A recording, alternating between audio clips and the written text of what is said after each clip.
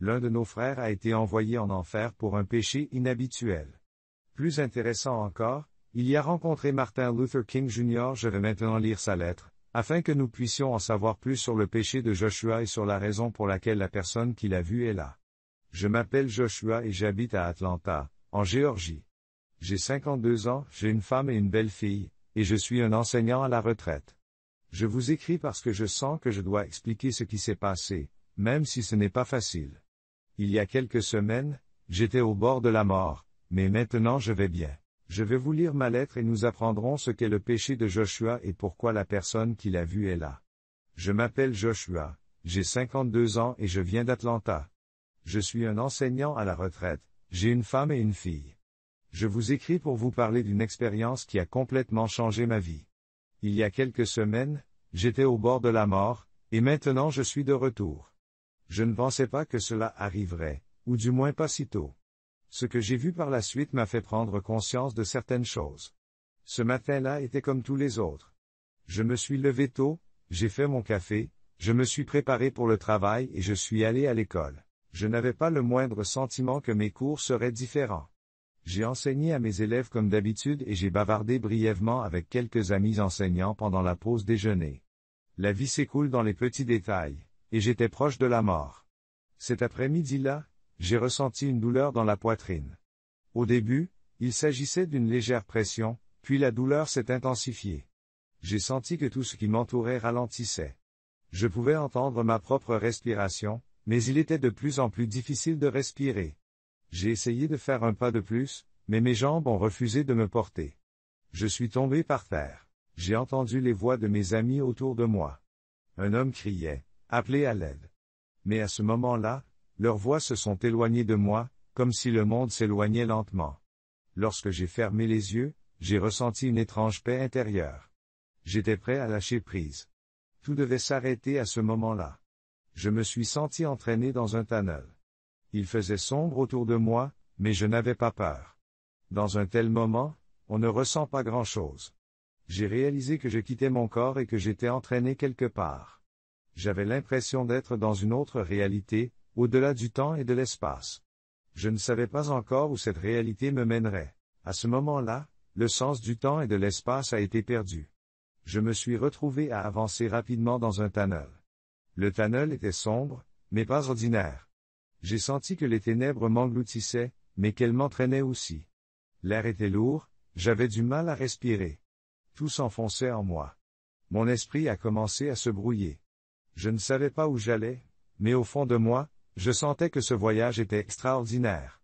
Puis, soudain, le tunnel s'est terminé. J'ai vu une existence, pas un paysage. Le lac de feu s'étendait devant moi. Il était massif, féroce, comme une source d'énergie en perpétuel mouvement. Le lac était entouré de fumée noire, mais ce n'était pas seulement de la fumée. Dans la fumée, il y avait des âmes en feu. Chacune d'entre elles semblait perdue, entraînée dans le lac pour y sombrer à nouveau. Mes yeux brûlaient. Ce feu n'était pas seulement une douleur physique, c'était un tourment qui pénétrait au plus profond de l'âme. Des cris fusaient de partout, des pleurs et des grincements de dents. Le monde semblait s'être arrêté ici, ne laissant que des regrets et une agonie sans fin. C'était l'endroit où se trouvaient ceux qui étaient privés de la paix éternelle de Dieu. Il y avait 6 anges ailés, mais ces anges n'étaient pas les êtres saints que nous pensions. Le bourdonnement dans mes oreilles et la sensation d'être coincé dans cet endroit étaient indéniables. J'avais l'impression que le monde s'était arrêté ici, ne laissant que des regrets et une agonie sans fin. C'était le lieu de ceux qui étaient privés de la paix éternelle de Dieu. Au bord du lac, il y avait 6 anges ailés. Mais ce n'étaient pas les êtres saints que nous avions vus. Leurs visages étaient couverts de ténèbres et ils surveillaient le lac comme des gardiens de l'enfer. Leur devoir était de contrôler les âmes condamnées à brûler ici pour toujours. Mes pas m'ont fait avancer involontairement. À chaque respiration, la peur grandissait en moi, mais une force m'empêchait de m'arrêter. J'éprouvais une curiosité mêlée, qui étaient ces âmes, et que faisaient-elles ici? Au bout d'un moment, je me suis éloigné du lac. Des ténèbres infinies sont apparues autour de moi. Il s'agissait des ténèbres extérieures mentionnées dans la Bible. Il n'y avait pas de lumière, pas de feu. Il n'y avait qu'une profonde solitude et un grand désespoir. J'ai ressenti une douleur aiguë, une coupure totale avec Dieu. C'était la première fois que je me trouvais ici. De faibles murmures résonnaient autour de moi, mais je ne voyais pas qui parlait. Ces ténèbres étaient une punition, un isolement. Les âmes étaient confrontées à leurs propres cris, mais personne ne les entendait. Chacun était emprisonné dans sa solitude. À chaque pas, je m'enfonçais un peu plus. Soudain, une grande fosse est apparue devant moi. Dans cet endroit, les âmes souffrant du châtiment de la consommation cherchaient la richesse et la nourriture. Chaque fois qu'elles rencontraient un vide qui leur glissait entre les mains, elles perdaient tout ce qu'elles avaient dans le monde. À présent, elles se tordaient de faim et d'insatisfaction sans fin. Leur visage était plein de douleur, mais ils se noyaient dans une faim insatiable. Tout ce qu'ils avaient dans les mains leur échappait, et leurs paumes étaient comme des trous, perdant tout. Cette scène m'a terrifié. Je pouvais voir le vide et l'insatisfaction de mes propres yeux. Ces âmes étaient condamnées à vivre dans un vide qui ne serait jamais comblé. Leur douleur semblait être une illusion, mais elle était bien réelle. J'ai ressenti une peur grandissante en moi. En continuant, je me suis rendu compte que cet endroit était sans fin, et que chaque coin renfermait un tourment différent. Je savais qu'au fond de moi, je serais confronté à une plus grande vérité. Alors que je marchais lentement, les ténèbres autour de moi s'épaississaient, l'air devenait plus lourd et un poids pesait sur tout. Une obscurité s'est infiltrée dans mon esprit et dans mon âme. Alors que je m'enfonçais dans les profondeurs de l'enfer, une grande foule est apparue devant moi. Cette foule était différente des autres condamnés que j'avais vus. Ils attendaient en silence, comme s'ils attendaient quelque chose. J'ai accéléré le pas, avançant délibérément à travers la foule. Enfin, le moment est arrivé, et je l'ai vu. J'ai eu le souffle coupé. La personne qui se tenait devant moi était Martin Luther King Jr. Tout ce qui m'entourait se brouillait. Je n'arrivais pas à croire ce que je voyais. C'était un leader vénéré par le peuple, un symbole de paix, de justice et d'égalité. Ses enseignements avaient imprégné toutes les facettes de ma vie. Edgerton, il était maintenant en enfer. King se tenait devant une foule nombreuse, mais celle-ci ne le regardait pas avec admiration. Ils étaient silencieux, ils attendaient, ils le voyaient. Cela a provoqué une profonde blessure dans mon âme. Martin Luther King Jr. est ici? Comment est-ce possible? Au début, je n'arrivais pas à y croire. Je pensais qu'il s'agissait d'une illusion ou d'une méprise, mais sa posture, l'expression profonde de son visage et son regard vide l'ont confirmé. Les épaules de King étaient affaissées, son gégé fixé sur le vide. Ce n'est pas le chef fort qui se tient devant le peuple, c'est un homme fatigué. Il essaya de parler, mais aucun mot ne sortit. Le silence en disait long. En repensant à mon enfance passée à écouter ses discours puissants, j'ai compris. Sa voix donnait de l'espoir et enflammait les esprits. Comment est-ce possible? Me suis-je demandé. J'avais adhéré à ses enseignements, l'égalité, la justice, la paix. Ce sont les valeurs qui ont façonné sa vie. Mais le voir ici, en enfer, ébranlait toutes ses croyances. Pourquoi était-il ici? Comment a-t-il pu tomber ici? Ces questions tournaient dans ma tête, mais je ne trouvais aucune réponse. Es-tu surpris de le voir ici? Une voix résonne. Martin Luther King Jr. a peut-être été exalté et respecté dans le monde, mais vous ne connaissez pas ses péchés cachés. Vous n'avez pas vu ses contradictions. Mais moi, je les ai vus. Mon esprit s'est brouillé. Cet être était sur le point de révéler les vérités sur King qui étaient cachées dans sa vie. L'image de King aux yeux du peuple était parfaite, mais je savais ce qu'il y avait au fond de lui. Soudain, une image a surgi dans mon esprit, j'ai vu King jeune. La scène se passait bien avant qu'il ne s'adresse à de grandes foules. J'ai remarqué la détermination et la fermeté dans ses yeux. Il avait une grande vision pour le peuple, mais il y avait des ténèbres en arrière-plan. Ces ténèbres se cachaient derrière la scène, mais elles grandissaient. Des péchés cachés. La voix télépathique murmurait les valeurs que King défendait pour le peuple. Les luttes qu'il menait contre lui-même éclipsaient tout le reste. L'un de ses plus grands péchés était de mener une double vie tout en prêchant l'égalité et la justice au peuple. Il s'est engagé dans des actions moralement contradictoires. Il a accompli de grandes choses en tant que leader dans le monde, mais il n'est pas resté fidèle à ses idéaux dans sa vie personnelle. Soudain, l'image de King change. Il était plus âgé. Je l'ai vu dans une salle de réunion, en train de négocier pour le peuple. Puis la scène a changé. Je l'ai vu dans une chambre d'hôtel avec une femme blonde, plongée dans une profonde tourmente intérieure. Sa faiblesse dans sa vie personnelle le consumait. Ses péchés ne s'arrêtaient pas là. J'ai vu d'autres images. Cette fois, j'ai vu King dans une salle de réunion secrète. C'était une pièce faiblement éclairée, aux murs couverts de symboles et entourés d'individus masqués. Les décisions importantes étaient prises ici. Ces personnes n'étaient pas de simples citoyens, mais des membres d'une puissante organisation influençant le monde, les francs-maçons. La présence de King à cet endroit crée une contradiction qui m'ébranle.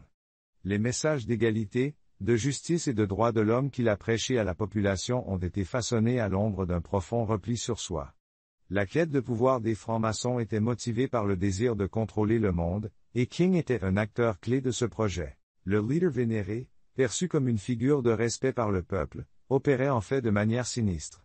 Les stratégies des francs-maçons semblaient viser à améliorer la société, mais leurs véritables intentions étaient de servir leurs propres intérêts.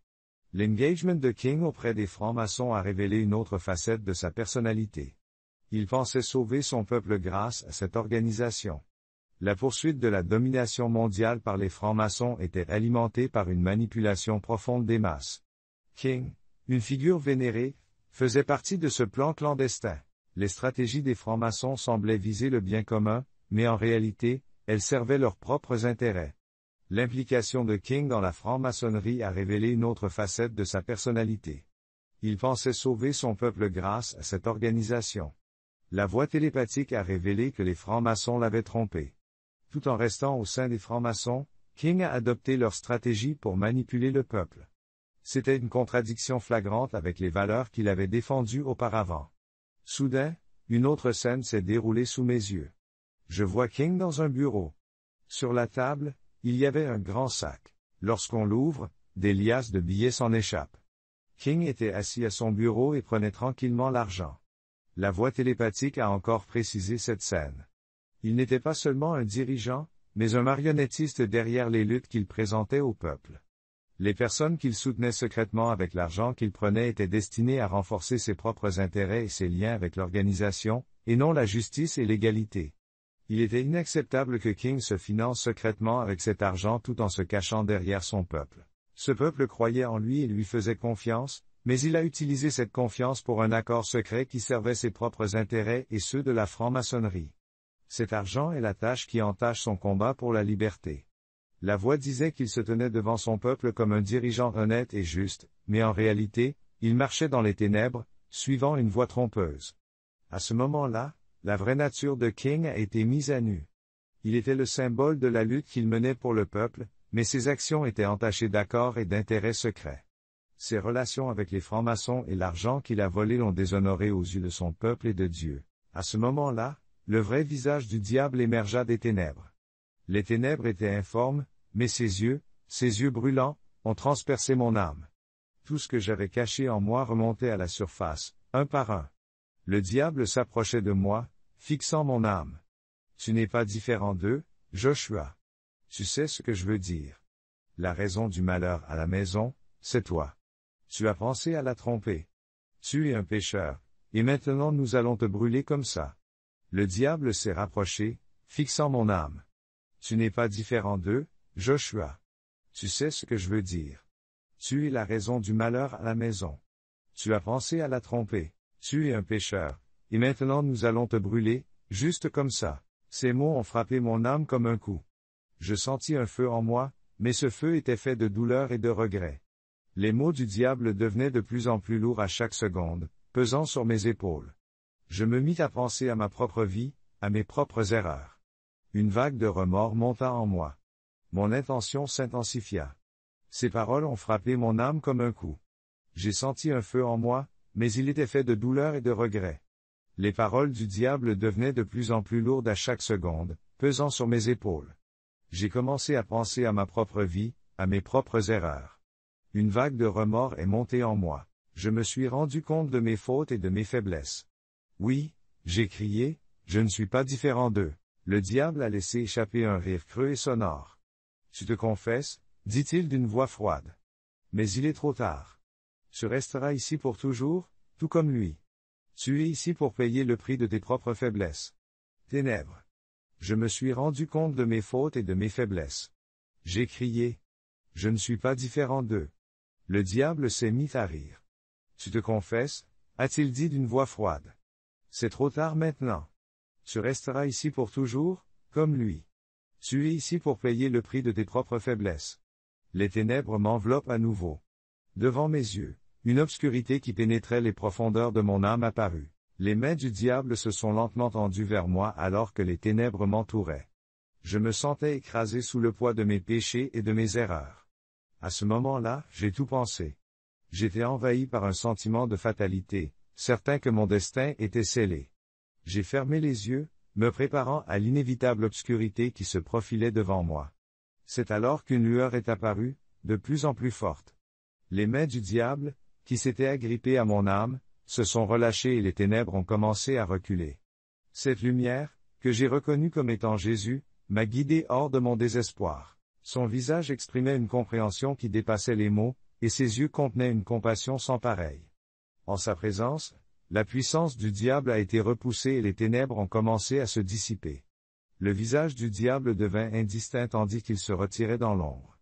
Jésus, dans son infinie sagesse, m'a guidé vers l'avant, illuminant mon chemin de sa présence. Il s'est approché de moi, posant sa main sur ma tête. Ton repentir dans ton cœur te sauve, a-t-il dit. Tout le monde fait des erreurs, mais Dieu pardonne à l'âme repentante. À ce moment-là, les ténèbres à l'intérieur de moi ont complètement disparu. Les voix et les rires du diable ont disparu. La lumière de Jésus a complètement effacé sa forme. Mon âme a été remplie d'une paix profonde. Je me sentais pardonné. Je m'élevais de cet enfer sombre vers une lumière intérieure. Jésus m'a regardé et a souri en disant, « Tu as reçu une deuxième chance, Josué. » Dieu n'abandonne jamais ceux qui acceptent leurs erreurs. Lorsque j'ai ouvert les yeux, j'ai respiré profondément. C'était comme la vie. J'ai expiré en me levant du lit, et l'air a rempli la pièce. Toutes les images qui m'entouraient étaient des souvenirs de ce que j'avais vécu. C'était un rêve, ou était-ce réel? Je ne sais pas, mais une chose est sûre, je n'étais plus la même personne. Mon âme était purifiée, je sortis du lit et l'air revint dans mes poumons. La pièce était silencieuse. Toutes les images qui m'entouraient étaient des souvenirs de ce que j'avais vécu. C'était un rêve, mais il était réel. Je n'étais plus la même personne. Mon âme était purifiée et mon cœur renaissait. J'ai vécu et vu des choses qui étaient des miracles. Dieu m'a donné une chance d'être pardonné et de prendre un nouveau départ. Si vous lisez ceci, sachez qu'il y a toujours de l'espoir. Tout le monde mérite une seconde chance.